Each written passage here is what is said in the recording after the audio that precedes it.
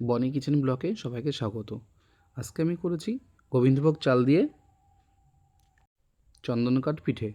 তো দেখে নাও, প্রথমে চালটাকে হাফভাবে ভাঙবে, হাফ মিক্সি করবে, বেশিক্ষণ ঘোরাবে না, বেশি ডাস্ট হলে হবে না। তারপরে একটু কাজু আর একটু বাদাম পেস্ট করে নিয়েছি। তারপরে আমি এখানে দুধ নিয়েছি 750 গ্রাম মতো। দুধটাকে ততক্ষণ ফোটাবে যতক্ষণ না দুধটা উবলে ওঠে। তারপরে চালের যে গুঁড়োটা সেটা দিয়ে নেবে। একটু মাথায় রাখবে, চালের গুঁড়োটা কিন্তু দেওয়ার সঙ্গে সঙ্গে ওটাকে খুন্তি দিয়ে যে কোনো একটা কিছু দিয়ে তোমরা যেটা ইউজ করবে সেটাই নাড়তে হবে, অনবরত নাড়তে হবে, ঠিক আছে? তারপরে তোমরা স্বাদ মতো লবণ দিয়ে দেবে। তারপরে আমি দিয়ে দিলাম যে বাদাম পেস্টটা করেছিলাম সেটা দিয়ে দিলাম। তারপরে তোমরা স্বাদ মতো চিনি ইউজ করে নেবে, যে যেরকমটি মিষ্টি খাবে সেরকমটি। কিন্তু মাথায় রাখবে, এটাকে কিন্তু নাড়া বন্ধ দিলে হবে না, এটাকে নেড়ে যেতে হবে, নাহলে লেগে যাবে, ঠিক আছে? আমি থালায় একটু ঘি দিয়ে থালাটাকে ভালো করে মাখিয়ে নিয়েছি।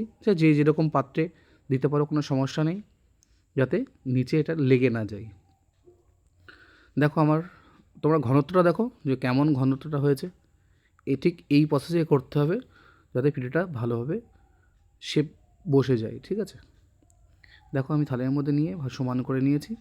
এটাকে তারপরে রেখে দিতে হবে, 1 ঘন্টার জন্য ছেড়ে দিলাম। তারপরে দেখো যে যেরকমভাবে তুমি কাটিং করতে পারো করবে। আমি দেখো একটু বরফি স্টাইলে কেটে নিয়েছি। দেন দেখো কেমন হয়েছে, তোমরাই বলো। সবাই ভিডিওটি ভালো লাগলে সবাই লাইক করে দিও।